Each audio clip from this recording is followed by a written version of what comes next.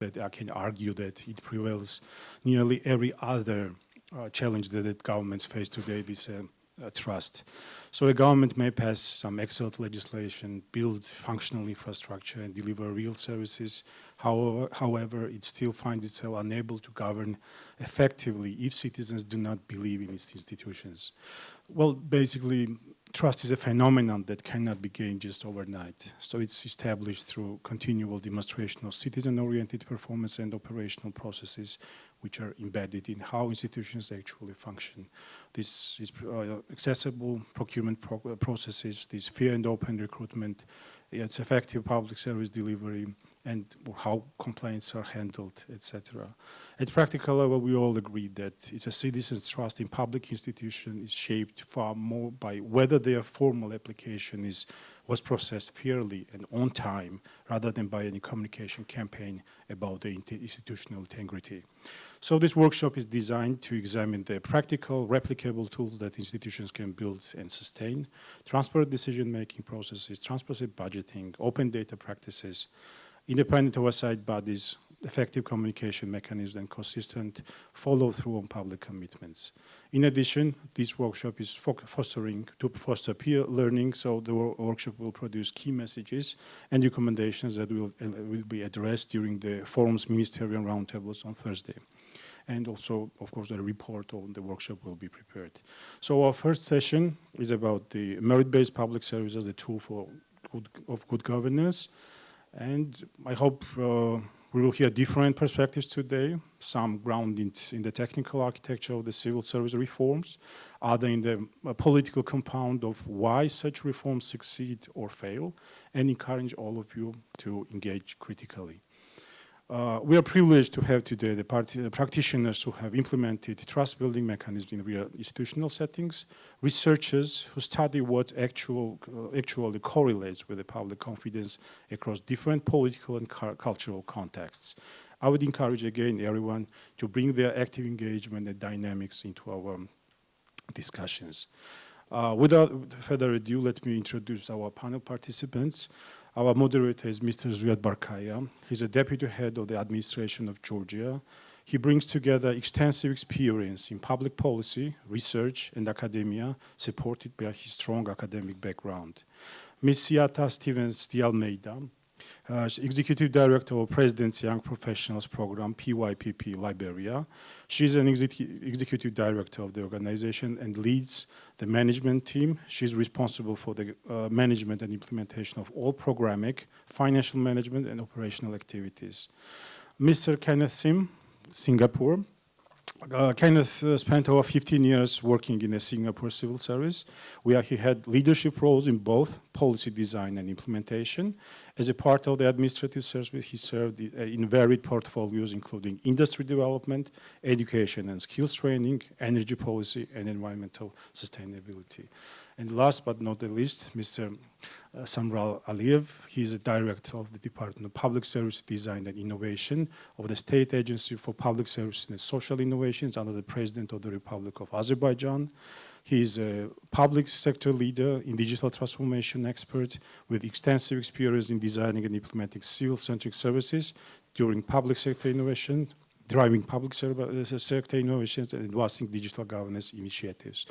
So I will finalize my part here, and please, Mr. Zviad, you have the floor. Thank you. Hello everybody. I'm Zviad. I'm representing the administration of government of Georgia. Thank you, Lisa. Thank you, Shalva, for your kind introduction, and I warmly welcome our panelists in this amazing town. All right, and I do believe that you will have time to enjoy Tbilisi. And let me bring with a very brief and small observation that this town itself is a testament to the importance of public administration in a nutshell, because the roads we travel, you know, the utilities we rely upon, or schools or hospitals that serve our communities, that's not abstract concept at all, no. That's everyday manifestation, what public service is and what governance in a nutshell is. So this brings us to a very interesting and probably the most important question, how can collective authority be organized so that it can ensure public purpose, it can deliver public purpose in an effectively and fairly and legitimately way, right? And here, most natural instinct to this question is to associate this question with politics. And there is nothing wrong with that instinct, obviously, because politics do matter, right? At the end of the day, political decision-making process is very important because it's all about prioritization, it is resource allocation, right? And also political decision is something that defines the mandate.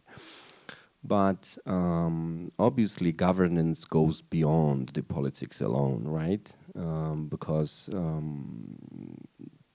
it is very important how that mandate is carried out in institutions, in structures, and public servants are in the position where they translate politics into policy, into public actions, and those actions are very, very important. One of the greatest pioneers, actually, who realized that there was a distinction between administration and politics was Woodrow Wilson, the President of the United States, who wrote that administration is the very obvious part of the governance and government, because administration is government in action.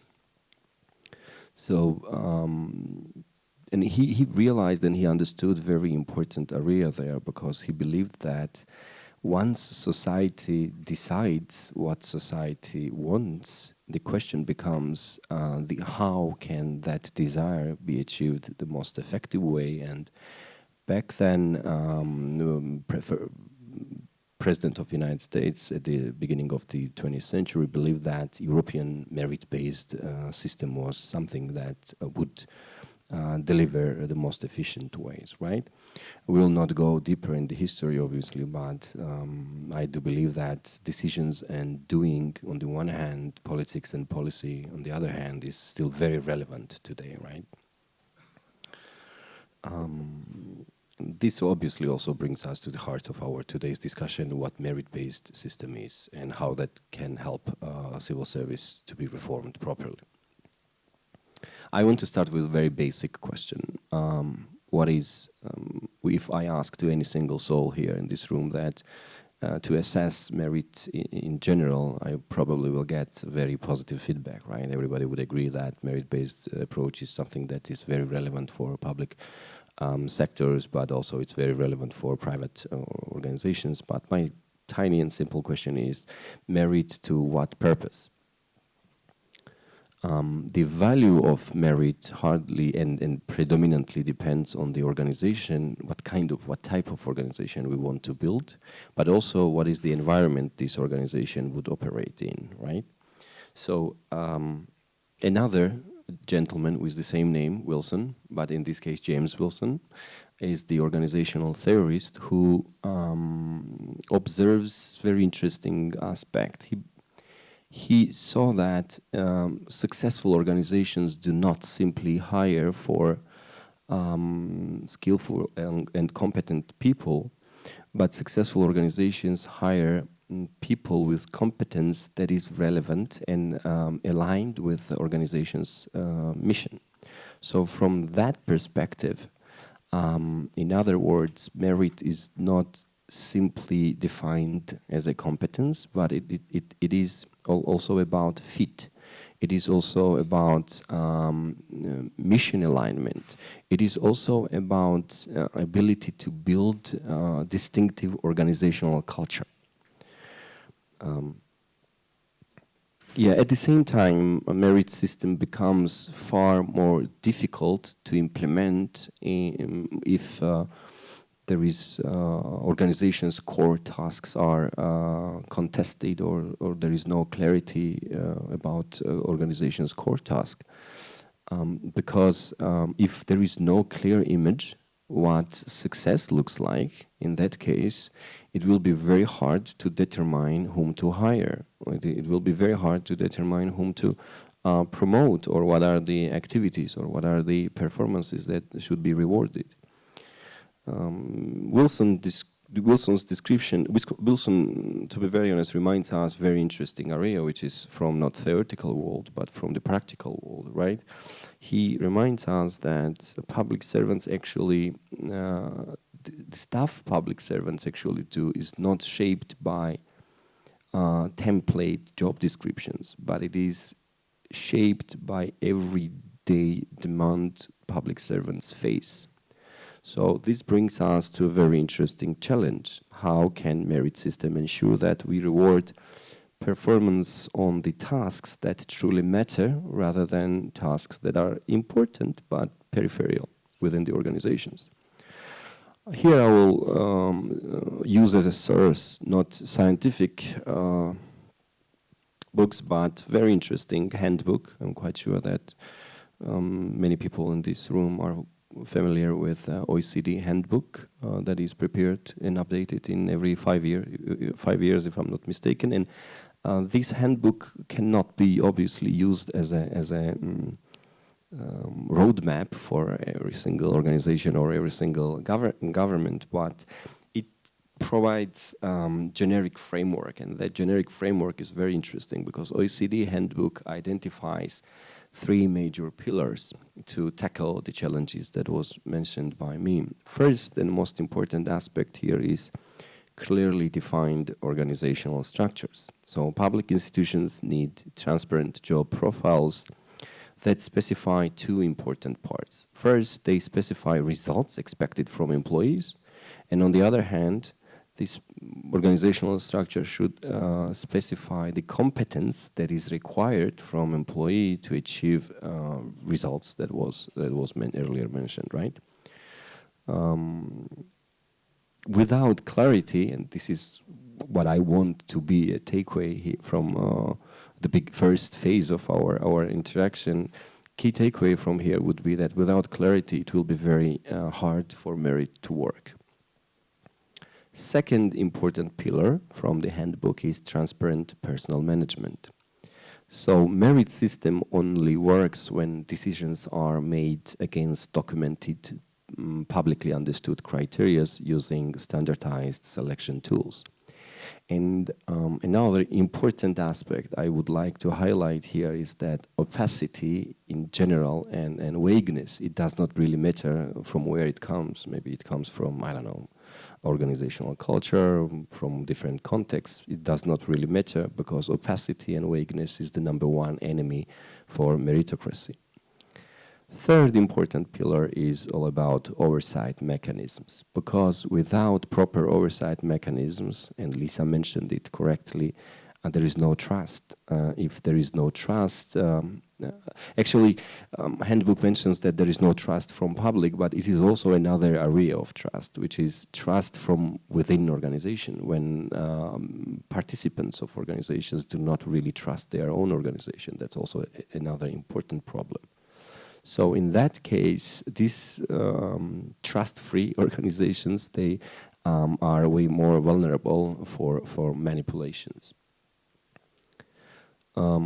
It is true, and we will discuss probably in this panel that merit-based system, there is a causality between merit-based system and higher efficiency, between higher efficiency and effectiveness within the public administration, but there is another interesting product merit-based system can produce, which is entirely new incentive structure. And this new incentive structure is something that can even undermine corruption itself. So when you hire for competence rather than loyalty, you get people whose identity and career is shaped by professional achievements, right? So when these people engage in corrupt activities, in that they have something to lose. They have their own reputation or their own career trajectory at risk. So that's calculation of every single public servant in that setting is dramatically changed. So that's very important precondition. The merit system creates what we might call esprit de corps, or French people call esprit de corps, and my wife would be very happy now with my French pronunciation, to be very honest. So, esprit de corps can be translated as luring power of institution, or attractiveness of institution, when society or other actors would like to somehow directly or indirectly engage in the institutions. When civil servants, they see that skill and competence is genuinely rewarded, they somehow internalize the logic of public service itself. And in that scenario, psychological setting of civil servants are changing, and that is amazing precondition also. That is a remedy for I would say, corruption. And their calculation, as I already mentioned, or vision or horizon is long term. Therefore, it's irrational to engage short-term corrupt activities at all. On the contrary, though, if we have not stable environment, or if we have contract-based, I would say, environment, there is a higher potential from civil servants to engage in activities and to use their own position for for personal benefits. And this is not theoretical. Now, I discussed and raised interesting topics, at least I believe that those are interesting. But this is not theoretical, because we have now on the table amazing practitioners, and these people, they have somehow tackled very issues I raised, these challenges. They have navigated their own organizations, or they have advised their governments or other governments to somehow navigate that.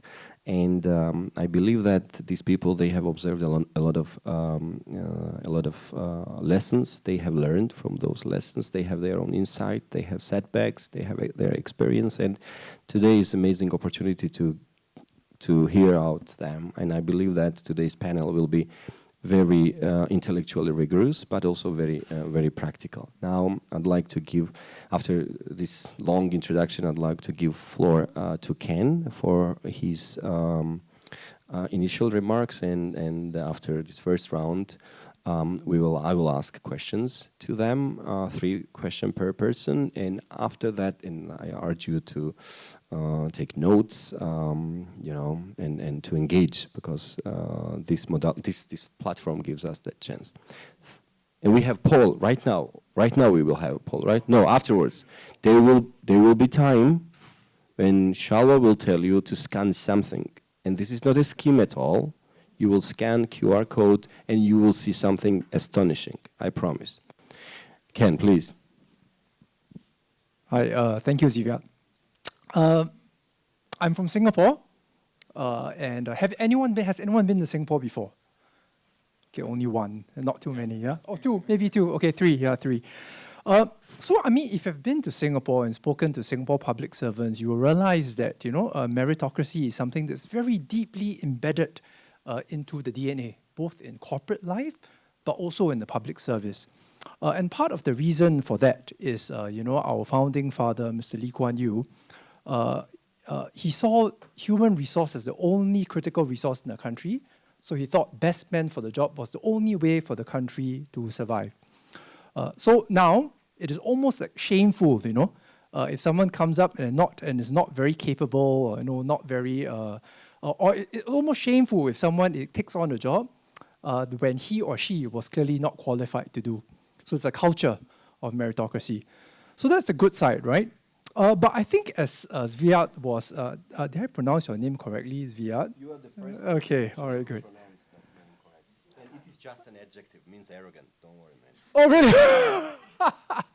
Okay, but he talked a little bit about, you know, the concept of merit and the difficulties embedded within, and I agree, right? To me, I think this concept of meritocracy is very difficult in 3 different ways. The first is that it's very difficult to define, all right? Meritocracy in what? In your social networks, in your qualifications, in your skills, in your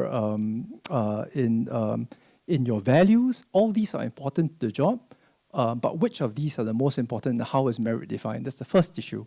The second difficulty with merit is that it's very hard to assess, right? And many of us in the public service have put in many ways to do it.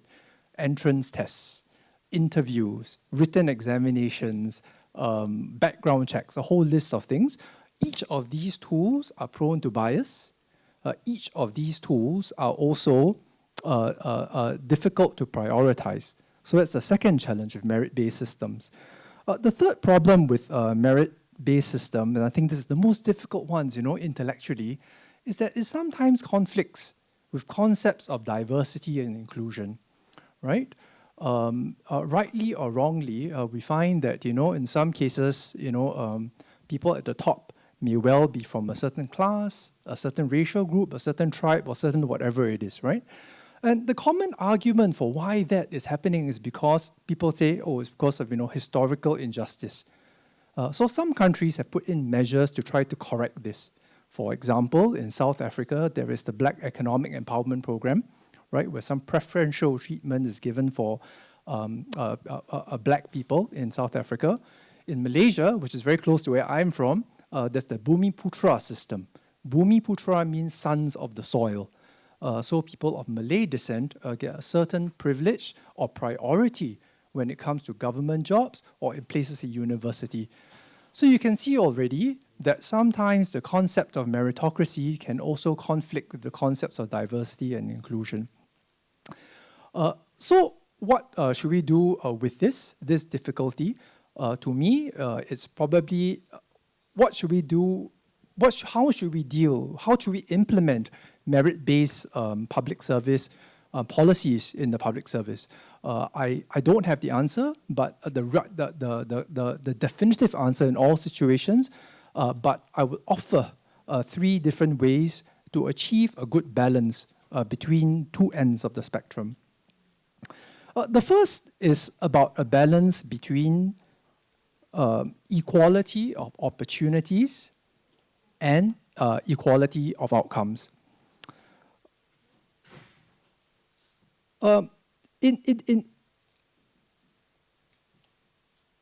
Ideally, in a meritocratic system, right, there will be a system where there'll be an equal and proportionate representation from all different racial groups, all different ethnicities, all different tribes, all different classes. But this is probably not going to be the case in all times. Sorry, I've lost my...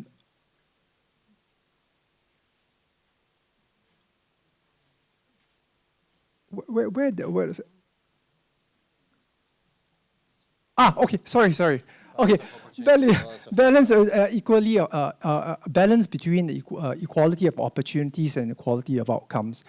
So in the Singapore context, for example, we have something called the Fair Consideration Framework, right?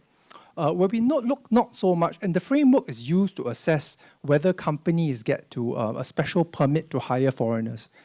So the concept is not to say that you set definitively at the end that you must have a certain number of locals or a certain number of foreigners, but to track, right? How many, for each person that you hire, how many did you interview? How many did you give an offer to? And are these locals or these foreigners?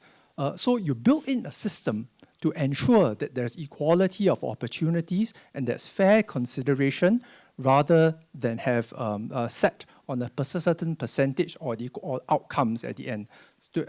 Not to say that you have a certain percentage of foreigners or certain percentage of locals. The second way I think that I would like to offer, second balance, is a balance focus between hiring and retention or development opportunities.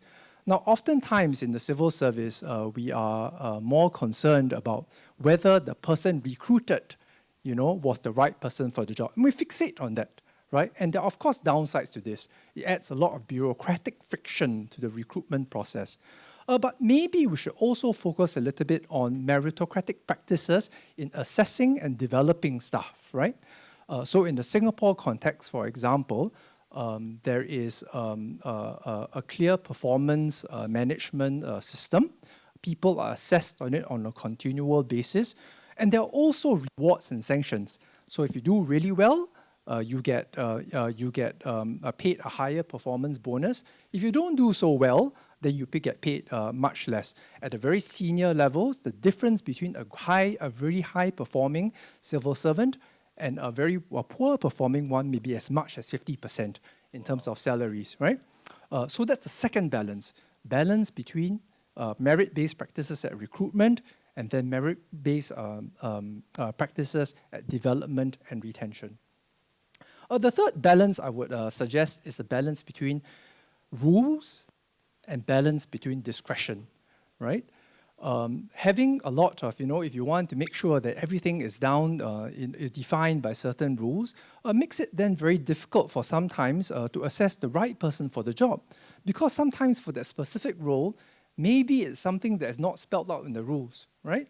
Maybe there is someone with a special talent somewhere, that's the best man for the job. So this, I think, is in Singapore, one of some of the practices we do is to calibrate, right? So at very very senior appointments, the Public Service Commission, which is a independent body, would have a certain say on whether someone gets hired. But for most of the jobs, that's not the case. The authority and the ability and the decisions on hiring is devolved to the ministries or even to a committee, So that way, the idea is that at the local level or the ministry level, you may have a better sense of who is better for the job, and then you hire for that. So that's the third third form of balance. So I think that's where I'll end my comments. I started by talking about the difficulties of merit-based system, and then I talked about 3 different ways in which we can calibrate the balance so that the practices that we implement in the merit-based public service can be more nuanced. Thank you. Yeah.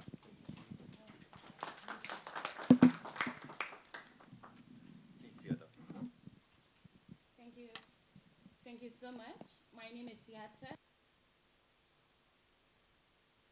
Now, it's good now? Okay, my name is Siata and I'm from Liberia. It's really difficult to speak after Ken from Singapore, a very perfect system. From Liberia, I run an organization called the President's Young Professionals Program. This program started 17 years ago.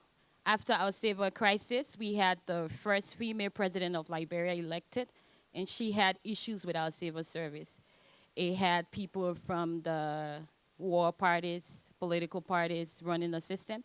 So if you are a political leader or a warring faction, you would be assigned maybe the Ministry of Foreign Affairs, and then you become the Minister of Foreign Affairs. And then you bring people into civil service and public service who are part of your warring factions or political parties and different affiliations.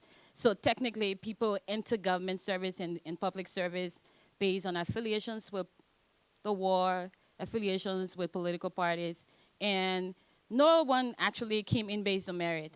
And so President Sirleaf decided that she was going to bring professionals from outside of the country to come and help with the capacity gaps that she had.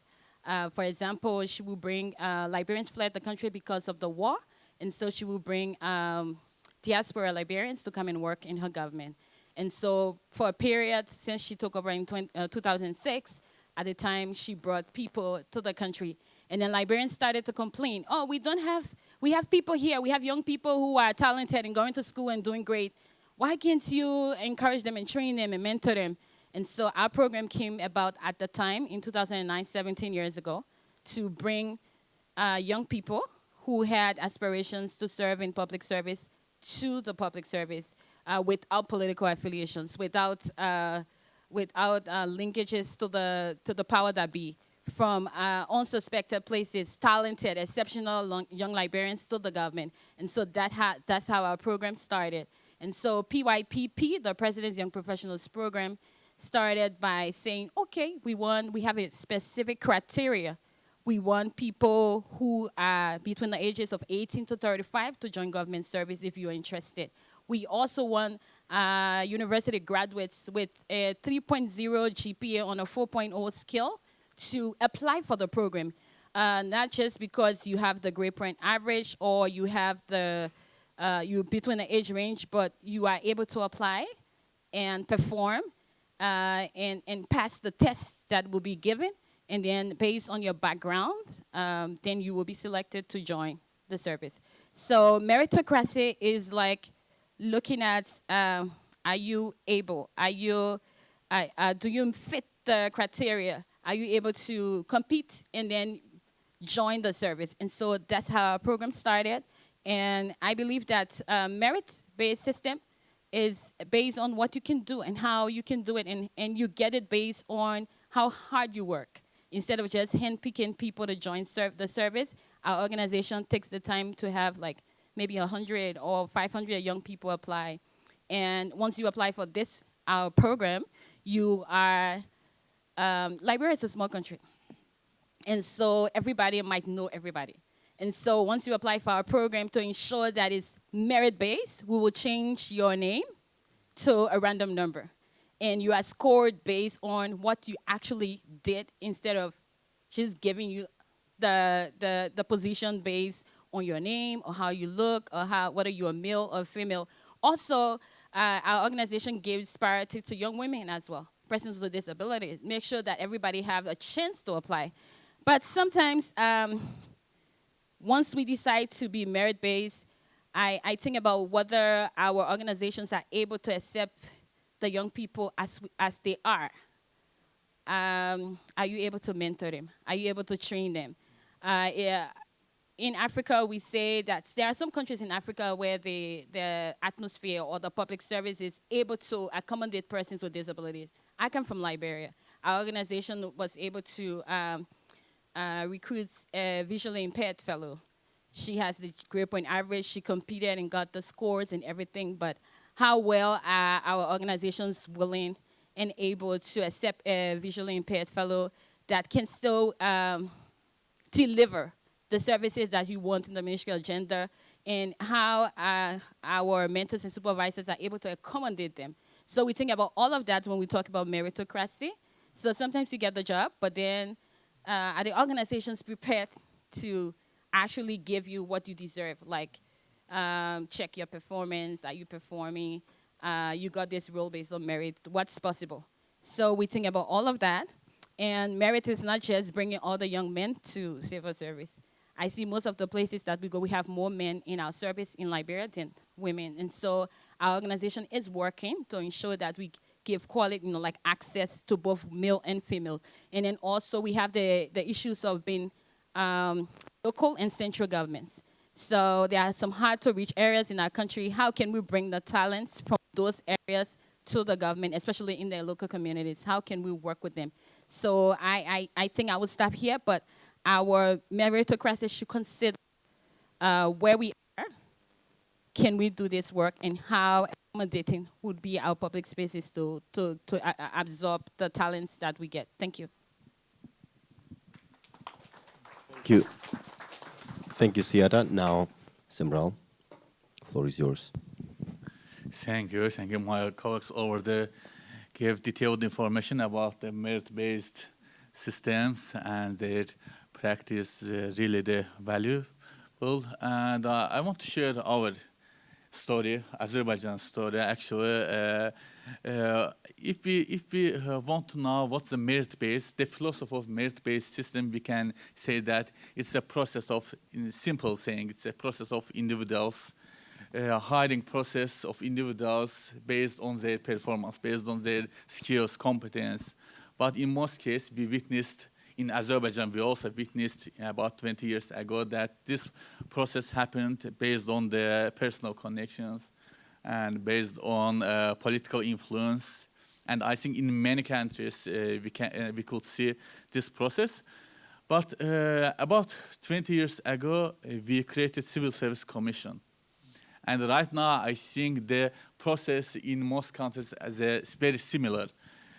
Steps to be the civil servant, like the identifying the requirement for the positions, also announcement, then application process, then some exams, then interview process, screening, everything. But right now, based on the World Bank statistics, there are 4 million civil servants in the world. But I think there are more than 100 methodologies for choosing civil servants. In 12 years ago, we had a dream to make our citizens happier, satisfied while getting public services and while to applying to be a civil servant. Because it's a sign of trust to the government. In a year, 1 or 2 times, citizens can touch to the government while they get the public services from any ministry or from any departments, agencies, and while they want to be at the process of managing their government, while they want to be a civil servant. And if the process is transparent, if there is no bureaucracy, if all steps are clear, the citizens can feel the care of the government and can say that, yes, the government is transparent. But if in any steps of the civil service examination process or in any steps of the public service delivering process, citizens can see or can witness any bureaucracy or any negative feelings can feel, citizens will say that the government don't care us. And why we created our Civil Service Commission, and then, as I said, 12 years ago, we created the simple public service delivery systems because we wanted to create new citizens and civil servant relations. Because we wanted to change the mindset of the civil servants. We wanted to change the mindset of the civil service system and also mindset of our citizens. Right now, our citizens can get any kind of public services in 5 to 10 minutes without any bureaucracy process, without any untransparent process, without corruption. And right now, citizens believe our government, and I can tell the figure, maybe some of you will not believe me, but the citizen satisfaction rate is 99.8% right now in Azerbaijan. And it's not the statistics of the government agencies, it's not statistics of state statistical committees, it's the statistics of, it comes from our citizens. And we use more than 7 sources to measure the citizen satisfaction rate, how citizens trust the government, how the process are simple or transparent. And how we are doing this, is it the technology or is it the only regulation? Not, of course, we use technology. We use the standardization process. For all civil servants, we had the standards. We have a minimum requirements. For all public services, we have a standards. We have requirements. And it includes all career civil servants and also political appointed persons. And now trends in digitalizations, AI application. Right now, we have training programs for all civil servants. And I think that merit-based principle is not only, must not be only at the beginning of the process, only at the hiring process. It must be at the full process. That's why, for instance, at the beginning of the process, if I am the most relevant person for this position, if I am not developing myself, if I am not developing my skills after 1 or 2 years, I cannot be the most relevant person on this position. That's why it's a continuous process, and we, as a government agency under the president, we are training all our staff and all the civil servants day by day. And I think this is one of the main principles of the merit-based system. It's a continuous development process. But also, all process must be clear. How, for instance, for full process, we map, and it's open for the public. From the beginning to the finish, to the end of the process, everyone knows what's the next step, how to be a civil servant. And for instance, what's the evaluation criteria? who will evaluate my competence? I don't mean that who a like person, and which kind of what kind of persons can evaluate the competence or skills of the civil servant or candidates. And also we are applying new technological solutions for screening. It's before it was a human-based system screening all CVs, all candidates, BIOS information. But we thought that maybe it's not a objective assessment. That's why we applied some technological solutions to screen the candidates' information. To also, after exams, we have analytical systems to measure the skills and also analytical skills and also other knowledge of candidates. And we are doing everything to choose the real, most perfect candidate for the positions. But of course, I can tell many things about how we use the tools. But main thing that while we are evaluating the performance of the civil servants, we again use the technology and data. Because if I was chosen to appoint to any position, then I must prove this based on my KPIs, based on my performance. And in Azerbaijan, we have such kind of incentives to civil servants. They can get double salary for their performance. And it's not annual based performance. It's not monthly based performance.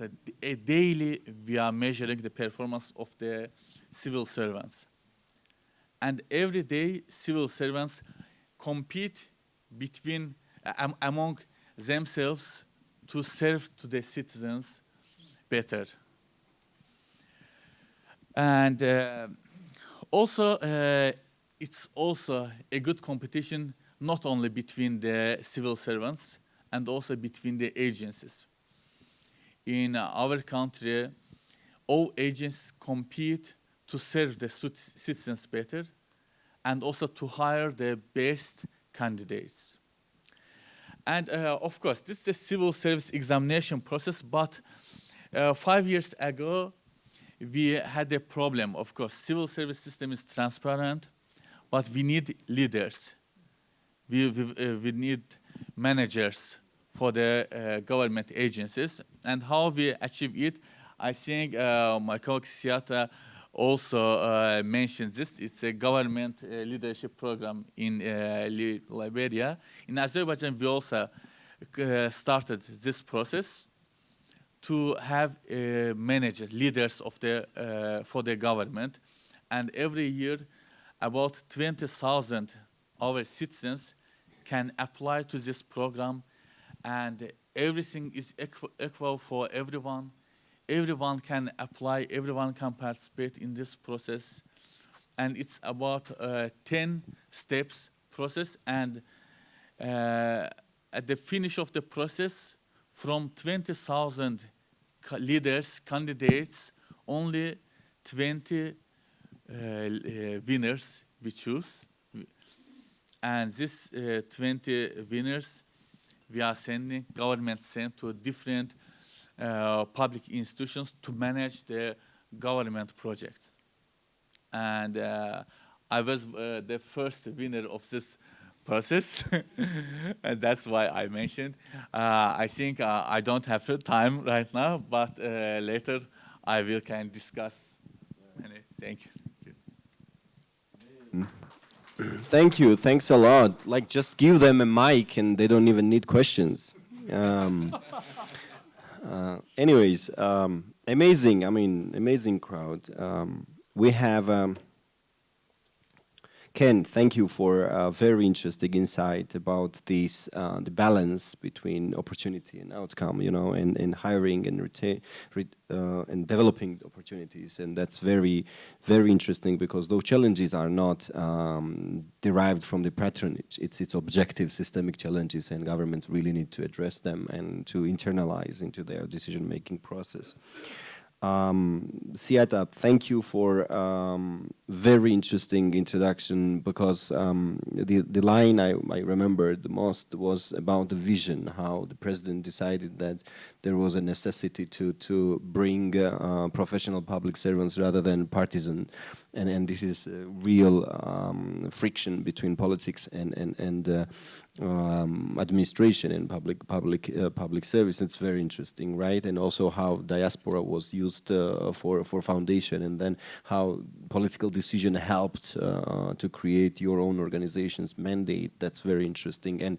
And obviously, friend from Azerbaijan, that's very interesting how that started from the vision that you needed new people in the system, and patronage was something that was acknowledged by the political leadership, and then tried to implement the policies that would somehow diminish the effect of that, and then how you how systems help to develop your public system, your civil service, and to remain the sustainability there, to keep the sustainability. That's very interesting. Now, I guess we have to go to the question, or should we scan, or there is no time for that? Yeah. Yeah, polls will be interesting for now, right? It was, and to bring the audience, because yeah, we have provided very interesting insight from our side, but also now. So, anyways, you will see right now on our slide a QR. Can you? Here we go.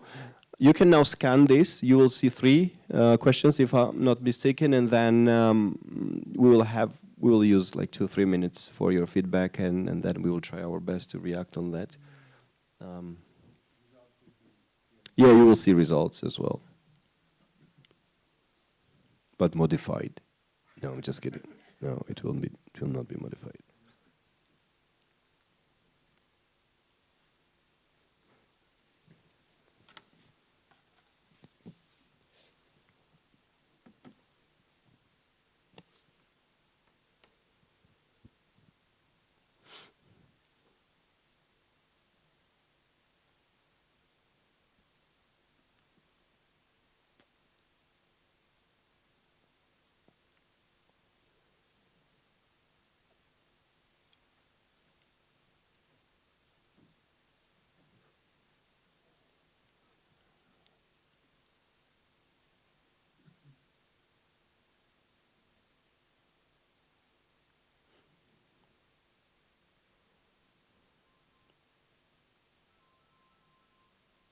That's technology, man. Back there. Telling this to guy from Singapore, actually.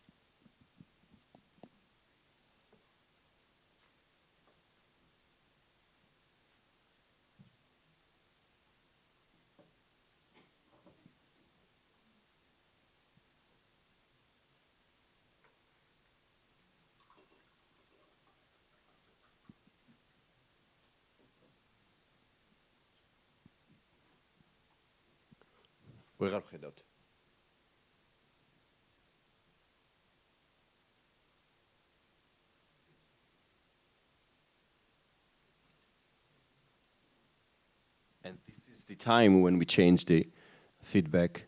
That's why.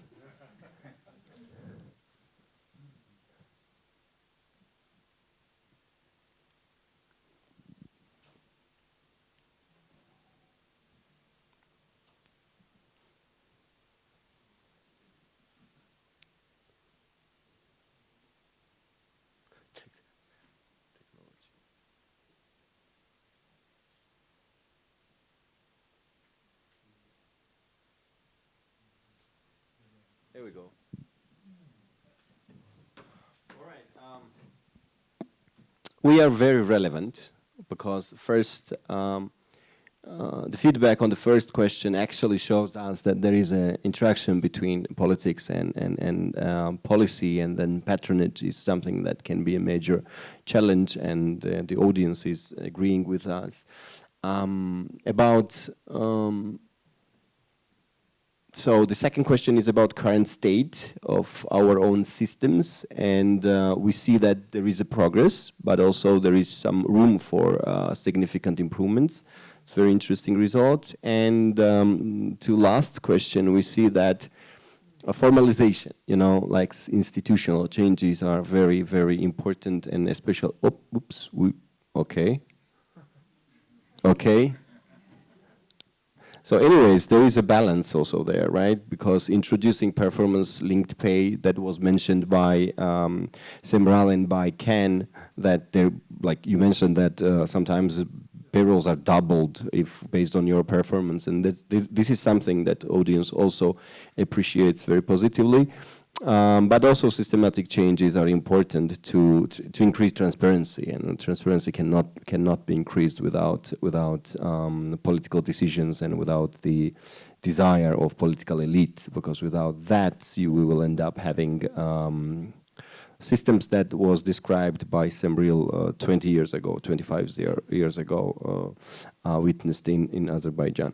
All right, thank you for your participation. Now let's move to the second phase of our panel discussion. I will shoot some questions, and they will give us, our panelists will give us their feedback. Let me start with Semral. You mentioned it partially in your introductory discussion that there is a tension between politics and policy, and many countries, they draw the line between career civil servants and those appointed by political reasons, and sometimes based on the country, this line is often contested. In your view, should merit standards apply equally on both, on civil servants as well as political appointees?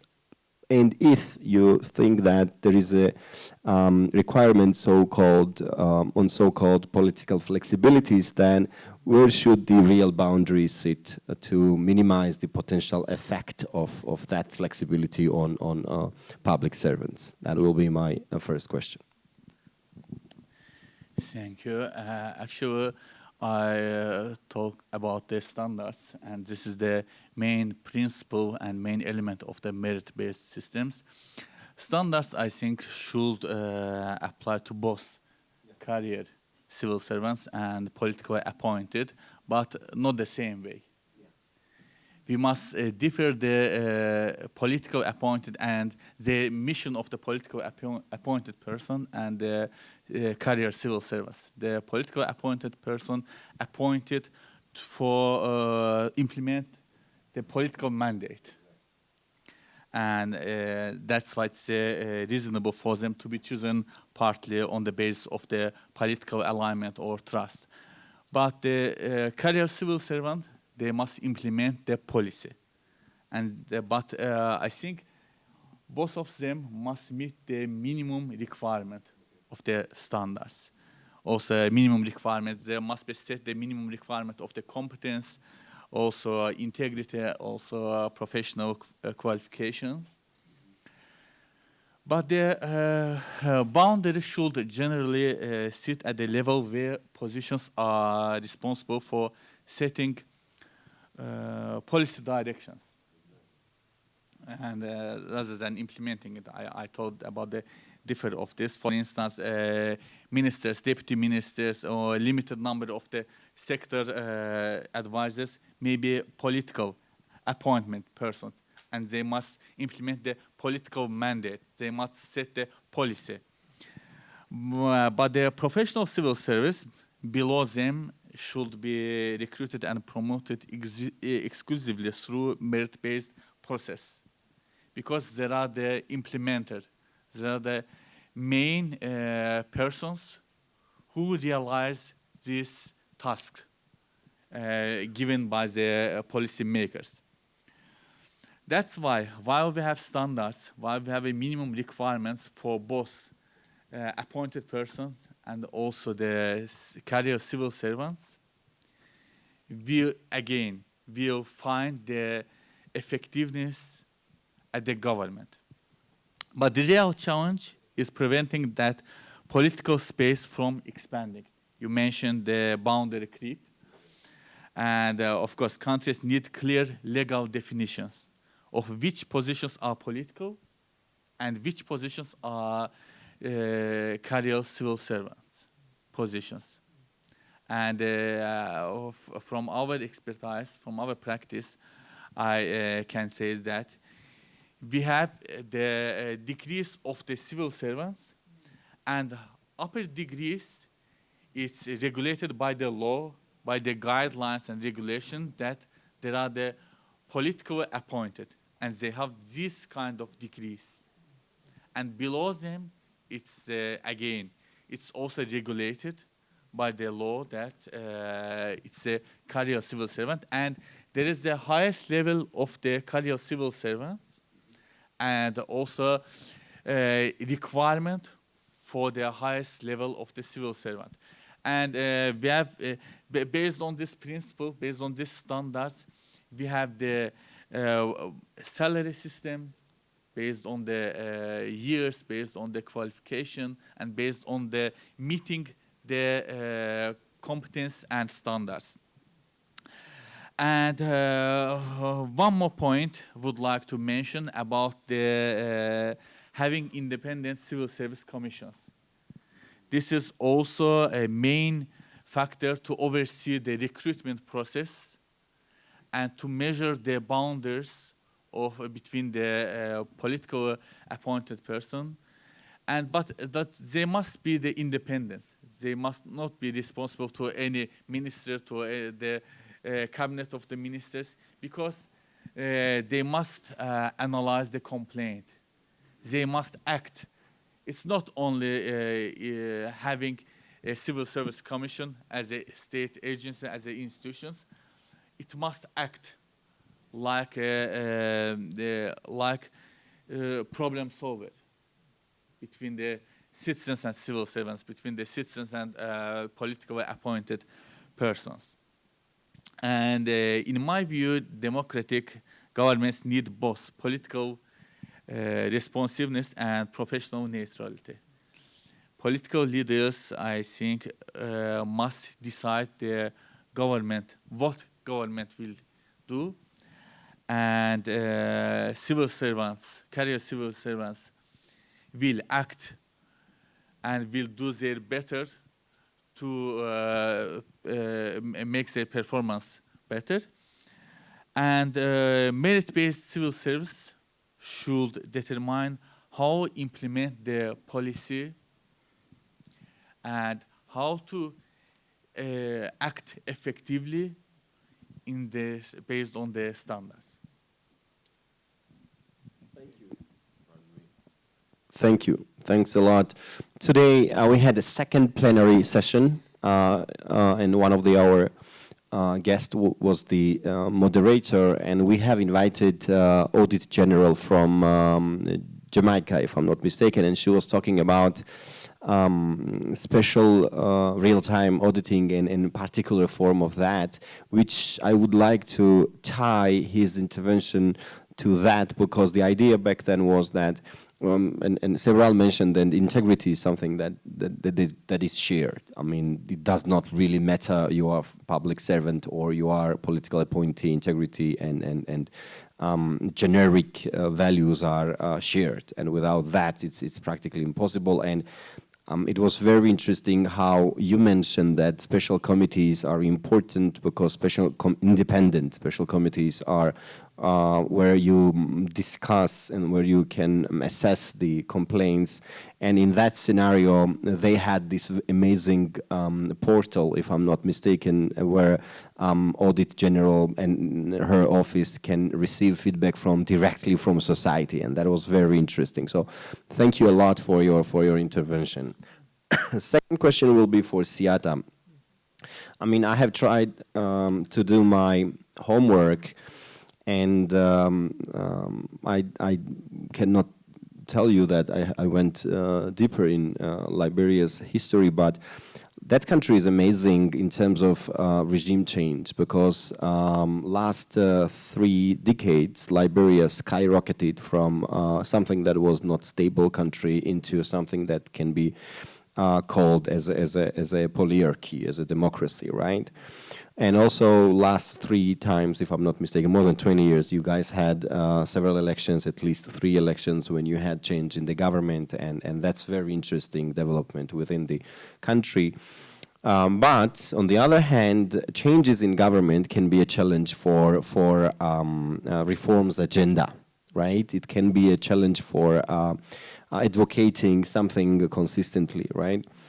From your work with PYPP, you have had navigated this directly, right? You have had navigated this directly, and my question would be, what actually gave the program resilience? Was it like legal protection or institutional design or public buy-in or even consensus within the political elite, all parties, if they agree on something that's what we call irreversible change, right?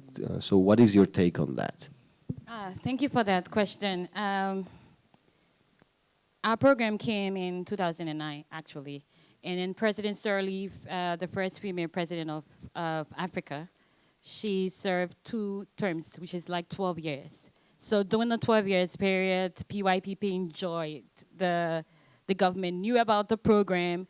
I was recruited for the program from cohort 3, actually, and then bided to join as the executive director, contested through a merit-based process. And for 4 years, I've been in this leadership role as the executive director. And so President Sirleaf started the program. Everything was going great.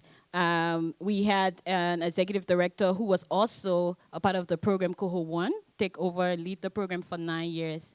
And then suddenly, in 73 years, we had the first transition from one democratically elected president to another.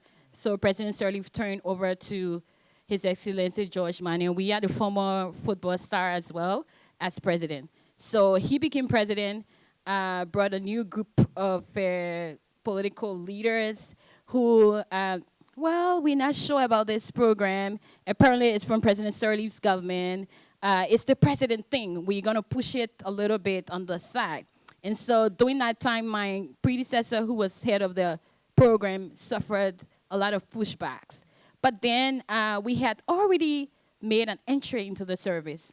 We had young professionals performing. We had some of them even appointed in appointed roles by President Sirleaf and then appointed by President Weah. And so we used them as champions to talk about these are young people, non-partisan, apolitical.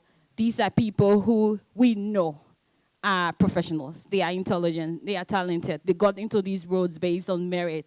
And there was even one assistant minister who was appointed by President Weah's government who had gone through the program from a different political affiliation. He was from President Weah's party, and then he was selected during President Sirleaf period. So he wasn't seen as somebody from another party. He was seen as a professional. And so our impact helped us navigate. Also, we had a clear mission and vision. We are building the next generation of Liberia's leaders, not political partisans, not based on affiliation, not based on who you know. And so we had a clear vision and mission. And then also our recruitment was based on merits. And so before President Weah's government took over, we had signed an MOU with the government of Liberia to say that we are in a private-public partnership with the government through the Saver Service Agency that was formulated by President Sirleaf. And so we had the legal documentations to say, this is it.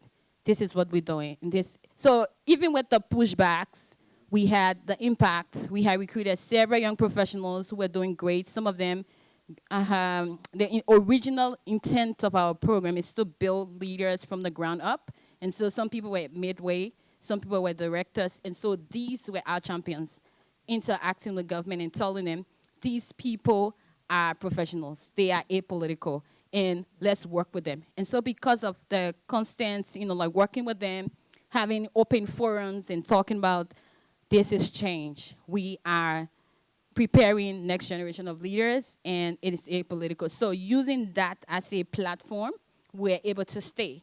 And if you go to any government ministry or agency in Liberia, and somebody will tell you, I'm from the President's Young Professionals Program, and then you compare them with just other civil servants, you will notice the difference. We do effective performance management. We do mentoring training. We do responsive training based on different topics. We also do ongoing alumni engagement. So even though you're finished from our program, you continuously learn, interact, and all of that. And so with that strong force of network, also our agreement with the government, we were able to continue. And then after President Weah left and turned over to President Boyka, most recently 6 years ago, in 2024, President Boyka said, I've seen these people before. I think I've worked with some of them. I think they are intelligent. I think they are doing great. And so he came into power and appointed several of our people as well into political roles because he knows. So those who are not aware within the government sector, they get to know based on testimonies. They get to know based on impact. They get to know based on just the original clear intent of our organization. We recruit based on merit. I cannot say, oh, I know Ken, let him come and join. No, it doesn't happen. So thank you.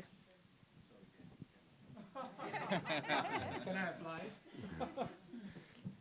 Thank you. Thanks a lot. I mean, all aspects are very important. First and foremost, the deliverables your organization does. That's amazing, and that's a revolutionary event that was started in 2009, and organization has its own reputation, its own luring power, and probably everybody from the political elite also wants to align their somehow position with your mission, because that's also probably politically very, very popular to be merit-based oriented. Ken, when you are from Singapore, and there are a number of countries from comparativistic perspective, number of countries that are cited that, hey, you know, we want to have some sort of system A, system B, and let's have like twinning program with Singapore, or some twinning program with Estonia, which is also an amazing example of digitalization and merit-based. But we also know that copy-paste is not working that way, because context is different, internal political environment, cultural environment, and a lot of other environments are different. So my question is, what trends to travel well? I mean, what is what are the specific mechanisms? What is specific underlying logic there? I mean, what have you experienced? And also, second part of my question would be, without blaming and shaming any other countries and agencies, obviously, have you had a chance to be involved in a project or program where you saw amazing design, but during the implementation phase, you saw that internal context, whatever that context is, was the major problem, that you guys could not implement this reform into that setting? That's my question.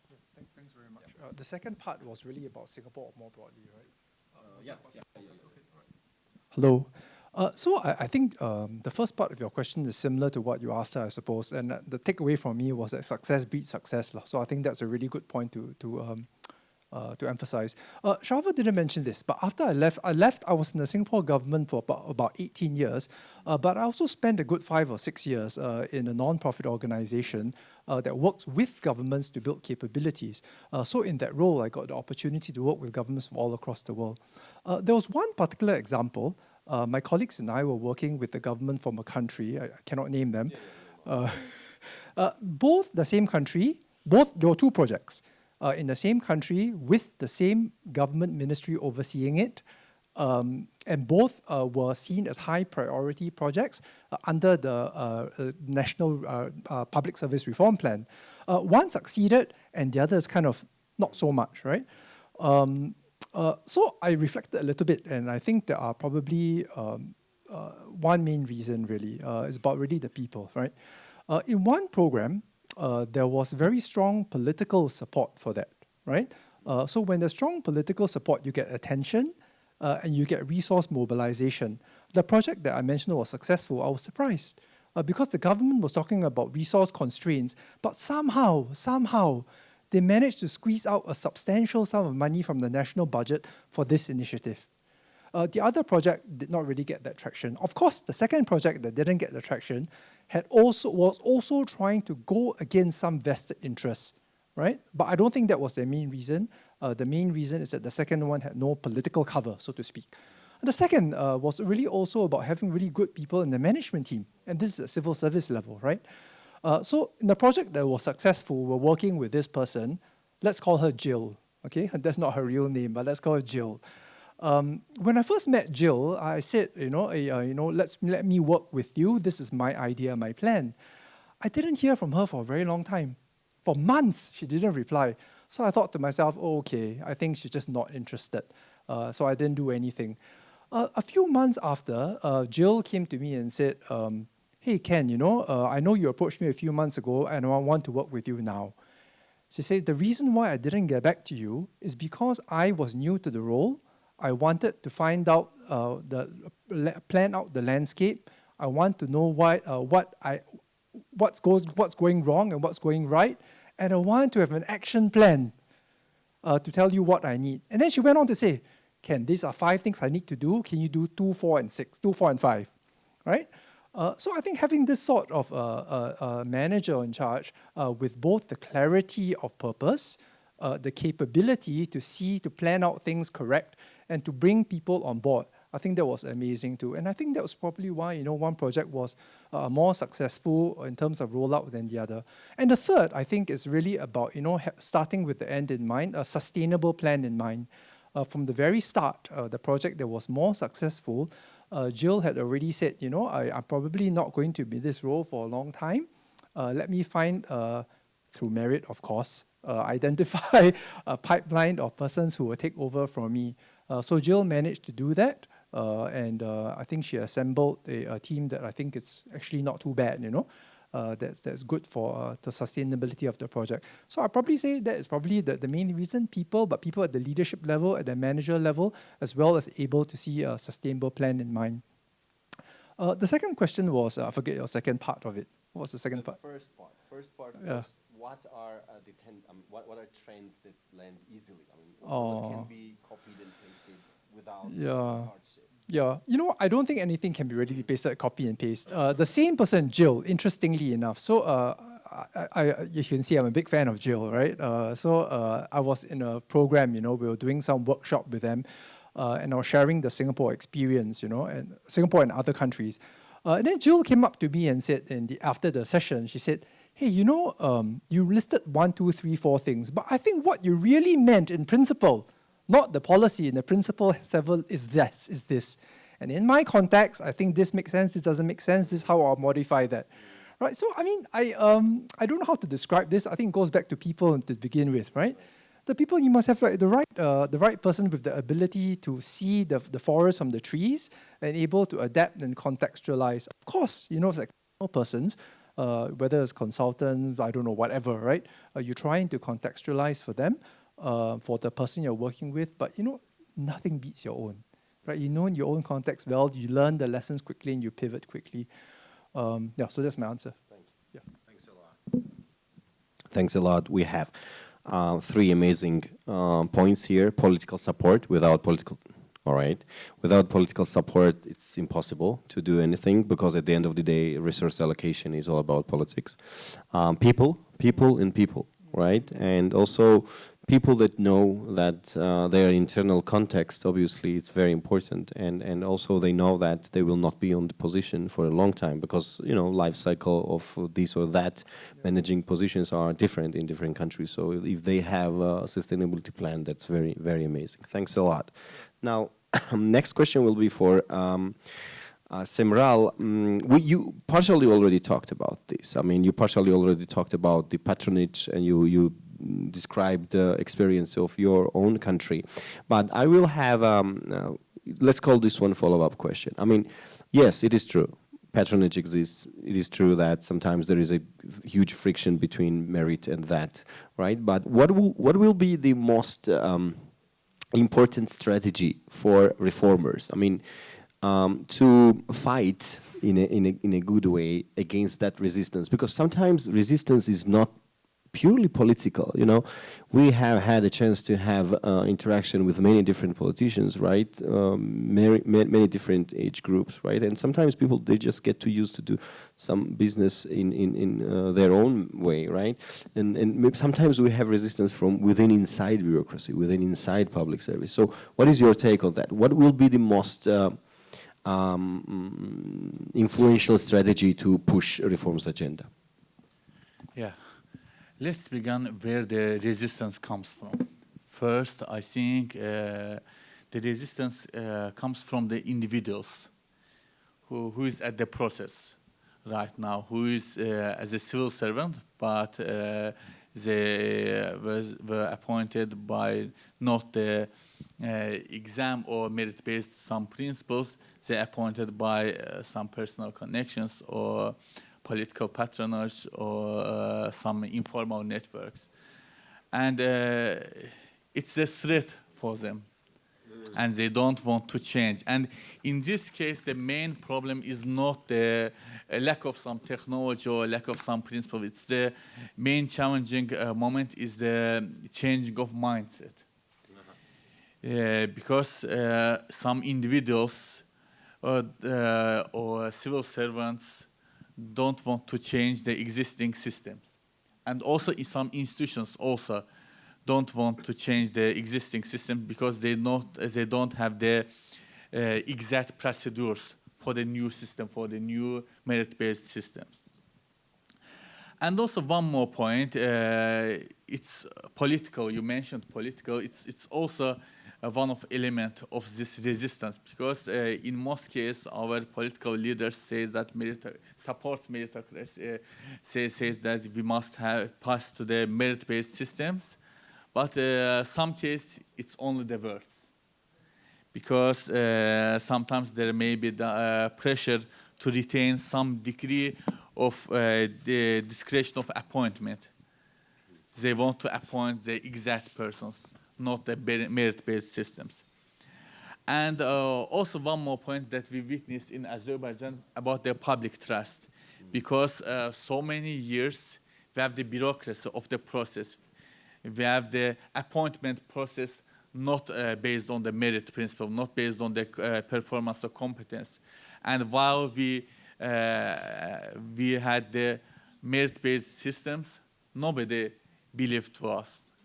Nobody believed the process, and they said that it's also something election campaign or something. It will pass after 1 month, after 1 year, and that's why the main thing is to create the trust and to change the mindset of the society. But coming to the strategies, of course, what we did, we passed to the merit-based system gradually. And very junior positions, first we applied the merit-based systems. For high positions, we had the appointment process. But for the junior level experts, we had the fully merit-based systems, fully identified standards. And year by year, gradually, we passed the fully merit-based systems. Now, the highest level of the civil servants must pass the full merit-based systems in Azerbaijan. And also, the strategies are transparent. Everything must be transparent. I said at the beginning of my speech that we mapped full process. We use business process management tools to show to our society that the full process is transparent, and you must begin from this point and you must finish at this point. And while everything is transparent, and also while there is an interview with our citizens, with our society, they can gradually trust that this process is really merit-based. And finally, again, the strong regulation. And again, regulation we also prepared and confirmed gradually, level. We have a certain level of the civil service systems, and we began this system from the 13th level. And right now, as I mentioned, the highest level is the first level of the civil service. It's also regulated, everything is standardized, and everyone knows what he or she must do to be the head of apparatus of any ministry. And that's why this strategy, I think, is very important.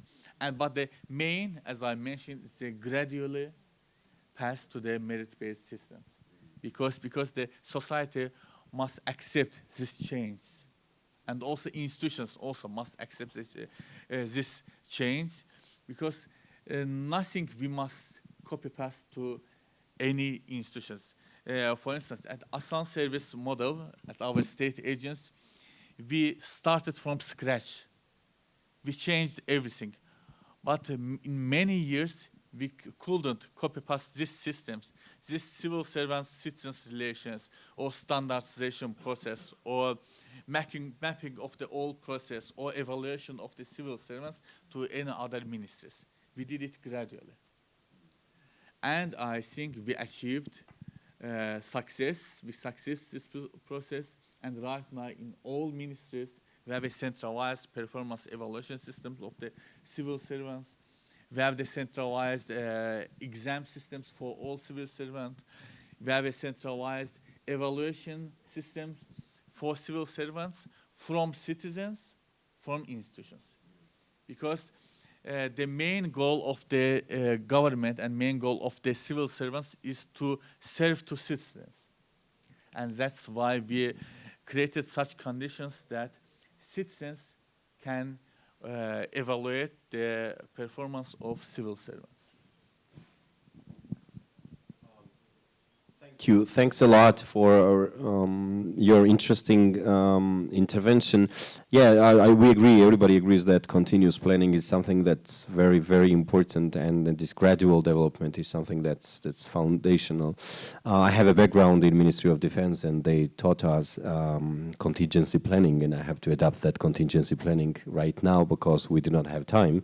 But I still want to ask one round of questions to participants, and afterwards we will move from there to our last phase of our panel, which will be concluding remarks, okay? The question is for Siata. I know that you've done amazing stuff, especially when it comes to inclusiveness. You told us inclusiveness of particular case about inclusiveness, but also you did an amazing job in PYPP to access the room people who does not have access, for example, to internet or from remote areas. So, and then after a couple of years, you had a success story. I mean, you're literally representing whole your nation, not like some industrial places only, right? Not the capital city. You are representing whole country. So, what worked there? I mean, what was the major toolkit you guys used, and that was the precondition for the success? I think the toolkit changes over time. We literally take the difficult road of going to rural communities and working through stakeholders. In some communities, people would think that they cannot trust the government, or they cannot trust our organization because we work with government. And so we go and talk to people in their local languages. Liberia has 16 tribes, and so we speak local languages. We also do sign language of our call for application. When we advertise, we do sign language. We also do social media, all types of social media. We print hard papers, copies, and carry to places that we cannot get internet connectivity. So just using our own professionals from a particular region to go and talk to them, it helps about their successes and all of that. And because of all the things that we've been doing in our country, our organization is now, our model is now being replicated in other countries. So we have our program being replicated in Ghana, called Emerging Public Leaders Ghana. We have ELF Africa. Our program is replicated in the Peace Self program in Kenya, and then also Malawi, as well as Sierra Leone, the most recent version. So all of this with our outreach and how we advertise and how we talk to people using all methods and all the ways that young people will get attracted, newspaper, radio, everything, in simple Liberian English as well. It helps to get people come, but there are still gaps. So some of the gaps will be funding gaps. Also, another gap would be, instead of just taking people from their communities and bringing them to central government, we should work with local government. And so we decided to decentralize to local government. So working to support local government helps to, the impact, the acceptability, the public trust based on how they work, and all of that helps to ensure that we continue to be inclusive. I wanted to ask Ken a question about artificial intelligence, but organizers are pushing me to not.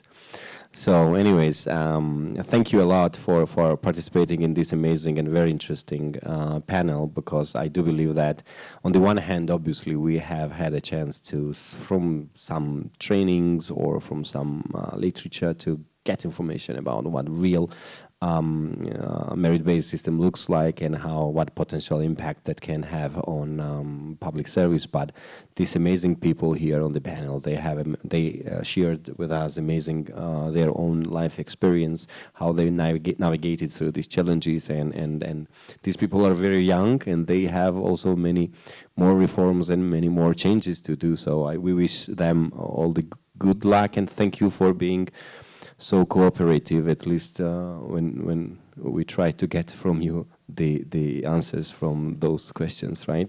Thanks a lot, and thanks obviously the UN, and thank you a lot, Ministry of Justice of Georgia. You guys did an amazing job here. Thanks a lot.